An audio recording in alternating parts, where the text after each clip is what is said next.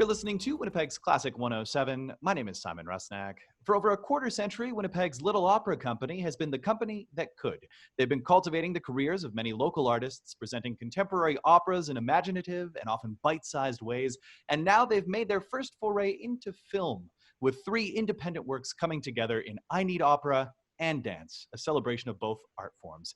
To tell us more about it, I'm joined by Artistic Director Spencer Duncanson, Director Rob Herriot, and Choreographer Odette Heyn. Hello to you all.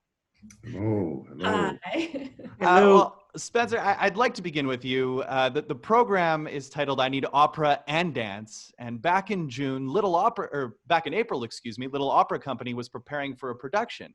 And that production was postponed due to the pandemic. It continues to be and was such a challenging time. Were opera and dance ways of coping for you? Definitely. We were sitting around all of these wonderful creative people, along with Lisa Rumpel, and we're sitting around and we're just thinking we have to do something to get past this whole malaise that we're going through and the fact that we're so limited. And, I've always been a sucker for dance and opera, so it seemed like the way to go. Oh, well, so thrilled you managed to put this together. I wasn't surprised that opera was a part of it, but has dance been an outlet for you as well, Spencer? Is it something that you do? It's been one of my love affairs. So yeah, I love dance. Rob, I'd love to bring you into this conversation. As Spencer mentioned, you were all sitting around thinking about ways to cope with this malaise. Great word to describe the time that we're in. Tell us a little bit about your vision for this production, because it's 3 independent works, right? Coming together in one? Yeah, I believe that we were all sitting around trying to figure this out. And it turned out that I had been working with a soprano at the U of M in January and February. She was preparing for her final recital. And one of the pieces was Jake Hagee's Meeting at the Statue of Venus. And we were to have done Jake Hagee's 3 Decembers, but that got postponed. So I thought, well, I've got this sitting ready to go. And she had already performed it for Opera Nuova, which they did a nationwide concert. And so she did her grad recital for that, and this was part of it. So she was ready to go. And then it was Lisa, who I think had the idea, or was it you, Spencer, who had the idea of the Hoiby? Yeah, well, if I'll just interject a little bit. Actually, we were sitting around, we knew that we needed one more one-person opera because of COVID. We can't put everybody on stage. And Lisa had done some research, and this was one of the pieces that she had researched. And then the dance aspect of it, we knew that we wanted to include Odette and her amazing talent. And someone came up with the John Greer, Sarah Binks songs, and I can't remember who it was. Well, yeah, again, that was a committee. Okay. Committee decision. How's that? The memory is not, my brain is not functioning all that well. But we did finally come up with this whole program, and the idea was to have these 3 short pieces that would highlight these local singers and provide an entertainment that was somewhat different. And I was so excited about the dance element of this because I had not worked with Odette before and only heard amazing things. And of course it was John Greer's music, so I knew that would be brilliant. My focus really went to the 2 one-acts, the Julia Child and the Meeting at the Statue of Venus. And I think I said to Odette, go for it. So before we get to Odette and what you've created for the program, I do want to just back up a wee bit. So the 2 one-act operas that you're talking about, the one-act shows, one by Jake Hagee at the Statue of Venus. This one's all about waiting, right? Waiting for a date, something, that maybe some of us have experienced before. She's waiting for a blind date. She decides she's going to go on this blind date, and they're meeting at a gallery at the Statue of Venus, of course. Yeah, as one does, as one does, yeah. As one does. I did that last week with a mask. Anyway, the whole journey, it's about 25 minutes, and the journey is one to the discovery of what love really means to her, what the kind of love is she's looking for. But the journey is quite funny because she has all of these, it's her inner voices, right? Like we all have them. And so she goes on this journey of, well, what if he thinks I'm awful, or I feel like I'm in high school again? Why did I wear these slacks? Like, why did I choose slacks? And she obsesses about these things until she finally has a breakthrough in the aria towards the end. And when I first heard this aria, I remember I was at U of M sitting in the room, and I just put my head down and I started crying because it was so beautiful. And it came out of nowhere.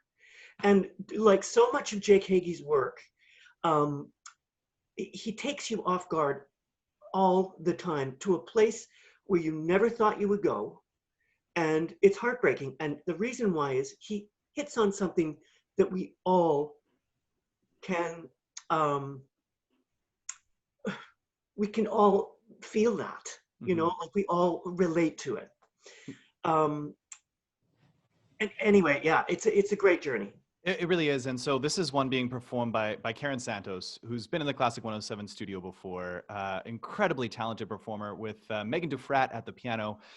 The other one act, before we get to the John Greer, is something that I think maybe, again, a lot of us have been doing lately, spending some time in the kitchen.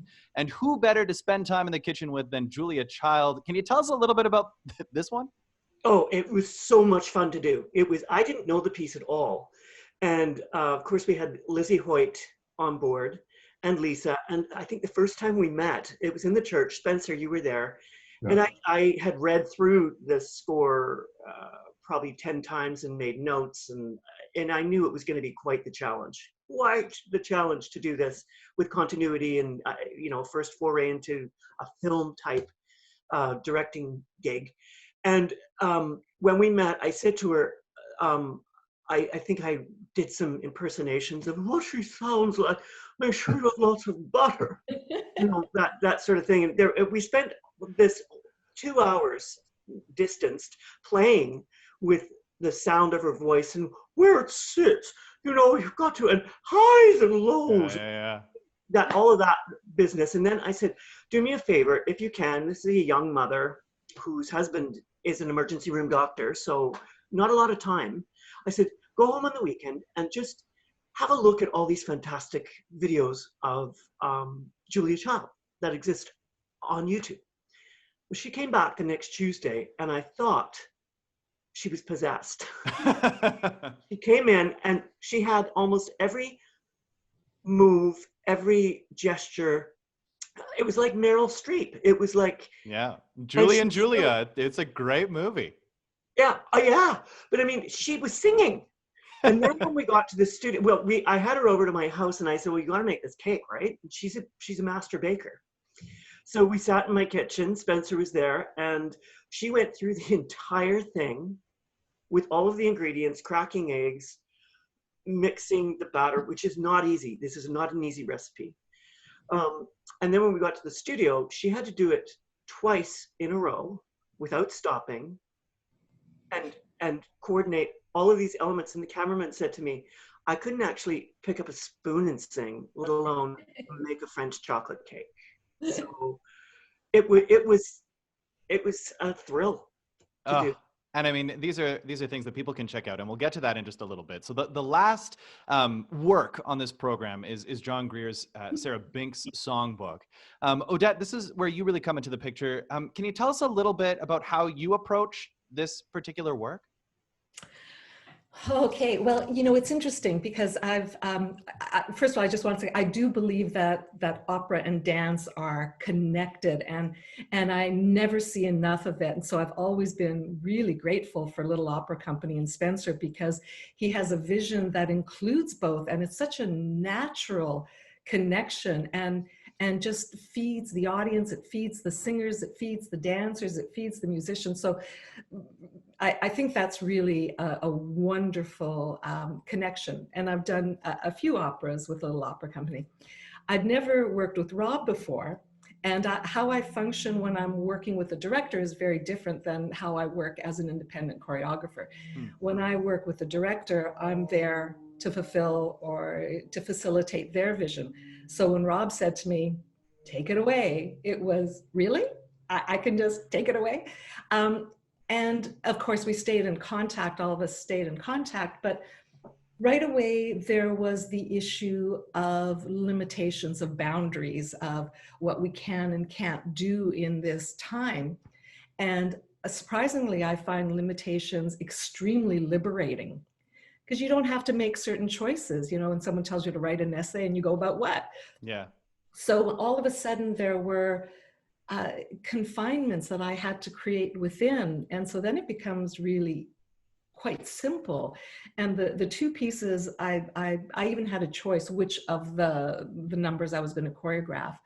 And so I definitely headed to the ones that spoke to me the most. And Ode to Star is just this beautiful, it's romantic, but it's got these other little things that are in the back there. So working with Carol Ann, who's just this exquisite dancer here in the city, we came up with, she was the star, she was the woman, the piano bench, which she dances on the piano bench, lifts her up and grounds her at the same time. So it was this connection between earth and sky.